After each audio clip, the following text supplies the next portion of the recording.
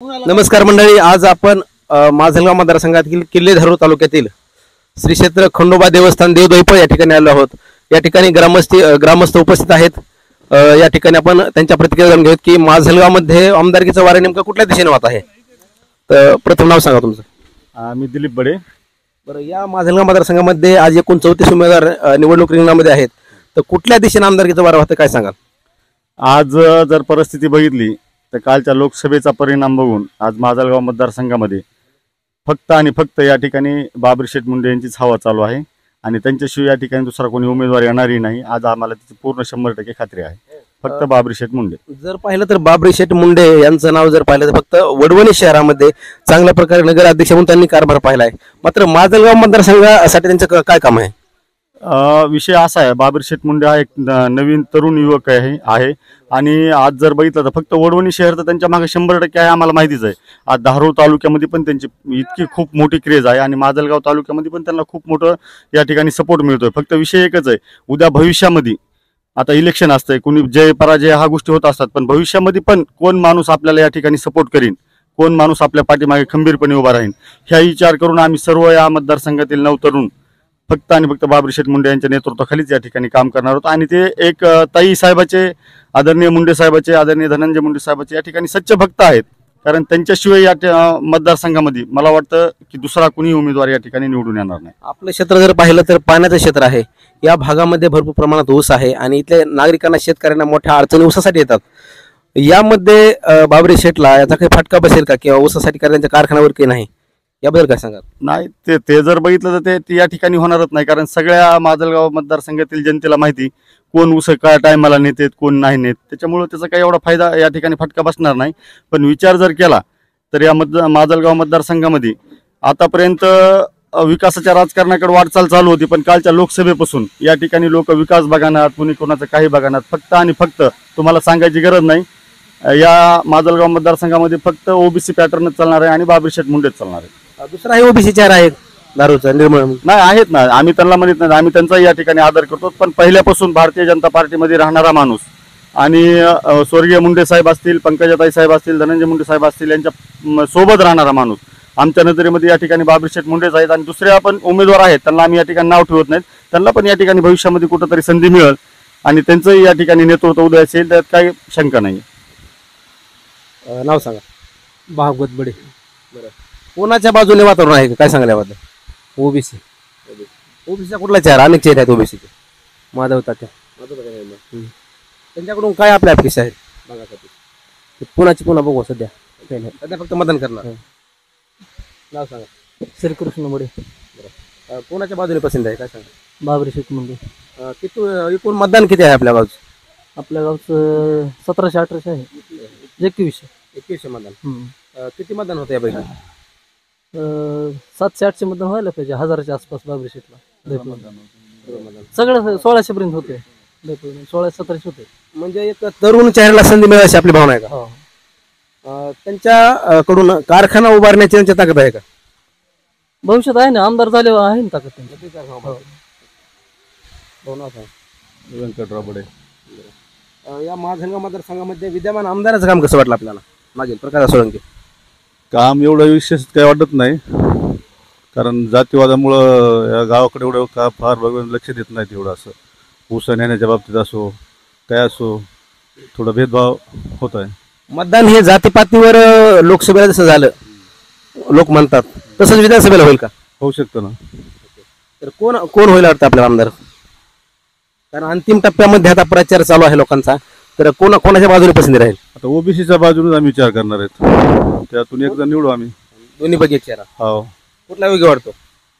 माझं तात्या। अशोक आनंद। बरं, आपलं जर पाहिलं तर खंडोबा देवस्थान या परिसरामध्ये मोठ्या प्रमाणात नागरिक येतात, तर कोणाचा वार वाटतं आपल्याला।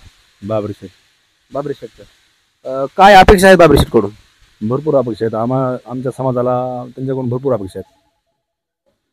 काहीतरी सांगा ना, असं कुठलं काम त्यांनी करायला पाहिजे। आडी अडचणी समजा आम्ही फोन लावला, आमचा फोन उचलणार, काहीतरी मार्गदर्शन करणार त्यातून। गेल्या किती वर्षापासून या समाजकारणामध्ये, राजकारणामध्ये बाबरीशेठ सक्रिय आहेत। आम्ही जोपर्यंत आम्हाला आपण कळाले तोपर्यंत आम्हाला त्यांची बाबरीशेठच आम्हाला मानतात, आम्ही धनुभावला ताईलाच मानतो। बरं, माधव निर्मळ जर पाहिलं त्यांचं काम गेल्या किती वर्षापासून सक्रिय आहे त्या कामामध्ये? चांगलं आहे त्यांचं काम, चांगलं वाईट नाही, त्यांना काय मानतात ना, त्यांचं तर व्यवहारच आहे मोठे मोठे. असं नाही की त्यांचं काही आता काम नाही, फक्त एवढं की राजकीय दृष्टिकोन जर बघितलं तर आम्हाला ताई आणि धनुभाऊची पर्याय नाही, आणि पुन्हा महागाई बाबरी मुंडे. पंकजाताई यांनी काल जर कार्यक्रम झाला किल्ले धारू या ठिकाणी, तर महायुतीचे प्रकाश सोळंके यांना त्यांनी सांगितलं की महायुतीची माझी एक जबाबदारी आहे की प्रचार करण्याची आणि प्रकाश सोळंके यांना मतदान करा.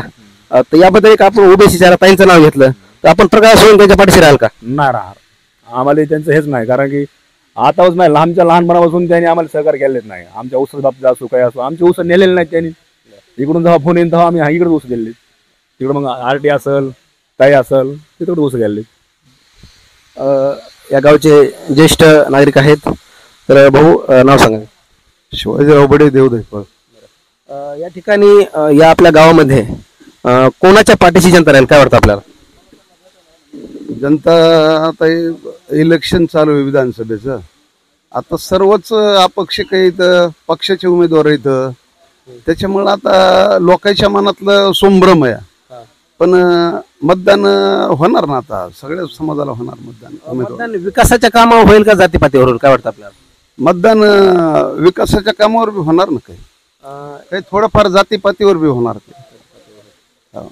तर आपण एक या ठिकाणी ज्येष्ठ आहात, पूर्ण परिसरामध्ये फिरता, तर कोणाच्या बाजूने अधिक पसंत आहे काय सांगा? प्रकाशदादाच्या बाजूने आहे ना, बाजू सर्कलमध्ये, त्या सर्कलमध्ये तर प्रकाशदादाच्या बाजूने आहे. देवदैपळ गावामध्ये बी आहे दादांच्या बाजूनं, आणि मोयखेड सर्कलमध्ये बी दादांच्या बाजूने आहे बाजू. आपल्या गावचे कुठले मोठे प्रश्न त्यांनी आज सोडवले आहेत? आता आपल्या गावचं म्हणजे दिंडरोड ते देवदैपळ 82 मध्ये रोड टाकला त्यांनी, 1,88,00,000 रुपयाचं काम आहे, आणि तो डांबरीचं काम चालू आहे. देवस्थानचं गाव आहे म्हणून निधी त्यांनी टाकलेला आहे, त्याच्यामुळं लोक विचार करणार आहे दादाली मतदान करण्यासाठी. विलास बडे. या माजलगाव मतदारसंघामध्ये कुठला चेहरा योग्य वाटतो आज आमदार म्हणून पाहायला?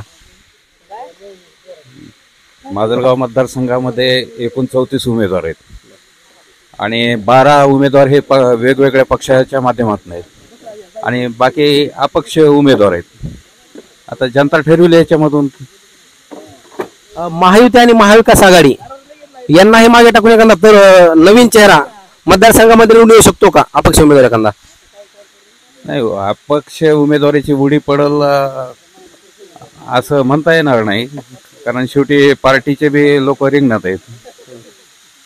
आणि तसं जर पाहिलं तर देवदैपळ गावाच्या बाबतीत बोलायचं तर 95 पासून बाजीराव जगताप आणि या गावाची नाळ जुटलेली, आणि राजकीय प्रवाहामध्ये त्यांच्या माध्यमातून लोकप्रतिनिधी म्हणून स्थानिक स्वराज्य संस्थेमध्ये त्यांच्या माध्यमातून या ठिकाणी जिल्हा परिषदला उमेदवाराला संधी मिळालेली आहे. एवढंच नाही तर प्रबोधनकार केशव सीताराम ठाकरे यांच्या सहकारी साखर कारखान्याच्या माध्यमातून तेव्हापासून ते आज तक छत्रपती सहकारी साखर कारखान्याच्या संचालक मंडळामध्ये या ठिकाणचा लोकप्रतिनिधी संचालक म्हणून कायमस्वरूपी कारखान्यामध्ये कार्यरत आहे, आणि त्यांच्या माध्यमातून या भागातील ऊसाचा काही प्रमाणामध्ये प्रश्न मार्गी लागलेला आहे. अजून कुठल्या अशा भावना आहेत की मोहनराव जगताप यांनी आपल्या गावच्या मार्गी लावलं काय वाटतं आपल्याला? काय सांगायला? निश्चितच छत्रपती सहकारी साखर कारखान्याच्या माध्यमातून जे काही ऊसाचं राजकारण चालायचं या तालुक्यामध्ये, बरेच शेतकरी भूमिहीन झाले. 15-15 हजाराचे 10-10 हजाराचे त्यांनी शेअर्स घेतले, आणि आमच्यातले असं काही उदाहरण आहे की ज्यांनी नवीन विहीर खोदली, नवीन जमिनीमध्ये ऊसाची लागवड केली, पाईपलाईन केल्या, परंतु योग्य टायमाला ऊस न गेल्यामुळं अक्षरशः बरेच काही असे सभासद शेतकरी की ज्यांना जमीन सुद्धा विकून त्या ऊस टायमाला न गेल्यामुळं भूमिहीन व्हावं लागलं. मला वाटतं माजलगावपेक्षा तेलगावचा कारखाना या ठिकाणी आपल्याला जवळ आहे, मात्र याचा काही शेतकऱ्यांना फायदा होत नाही का?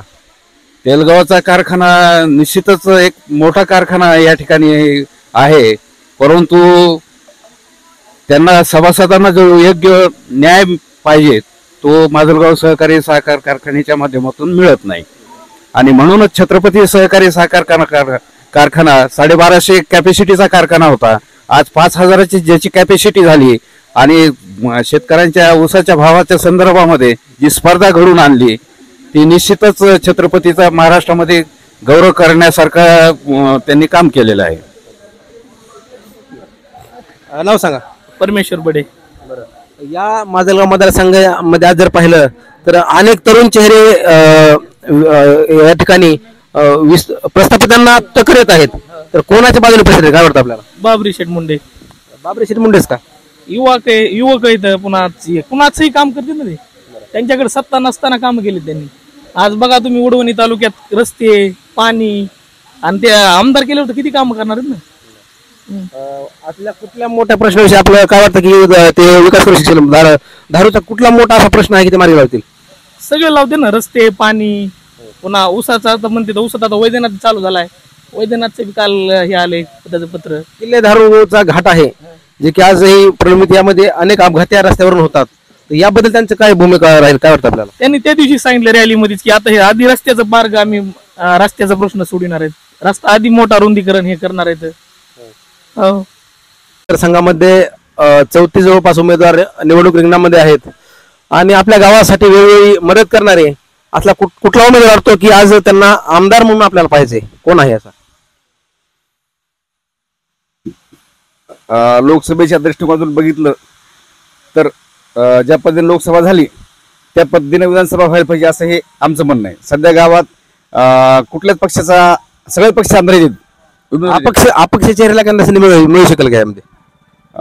तसं ओबीसी समाजानं जर ठरवलं तर 100% दोघांपैकी एक जर असेल तर अपक्ष ओबीसी असेल एक, दोघांपैकी एक, तर एकाला संधी सहज मिळू शकते असं आम्हाला वाटतंय. आपल्या इथं काय म्हणतंय वातावरण? आपल्या इथलं वातावरण अपक्ष बाजूनं आहे असं दिसते सध्या तरी. कुठला चेहरा पाहायला आवडेल आमदार म्हणून? ओबीसीचा कुठलाही चेहरा आमदार झाला तर पाहायला आवडेल. अनेक चेहरे रिंगणामध्ये आहेत मात्र मतदान एकालाच करायला. कुठला चेहरा आवडतो आपल्याला? सध्या तरी अपक्षामध्ये माधव तात्या निर्मळ हे आघाडी वर्षाचे वातावरण बघून आपल्याला वाटते. त्यांच्या पाठीशी राहिली जनता? हो, राहील वाटत. सध्या तरी वातावरण त्यांच्या बाजून आहे असं वाटते. या ठिकाणी आपण पाहिलं की या माजलगाव मतदारसंघातील किल्ले धारू तालुक्यातील प्रसिद्ध देवस्थान श्री क्षेत्र खंडोबा देवधैपळ या ठिकाणी दरवर्षी जर पाहिलं तर मोठ्या प्रमाणात एक महिन्याची यात्रा भरते आणि येथील जर पाहिलं तर जे ज्येष्ठ नागरिक आहेत पूर्ण नेत्यांच्या संपर्कामध्ये असतात. तर या ठिकाणी जर आपण पाहिलं तर काही जवळपास 60 ते 70% लोक बाबरी मुंडे यांच्या पाठीशी असल्याचं आपल्या ठिकाणी दिसून येतं. गोवर्धन बडे, मराठी, किल्ले धारू, बीड.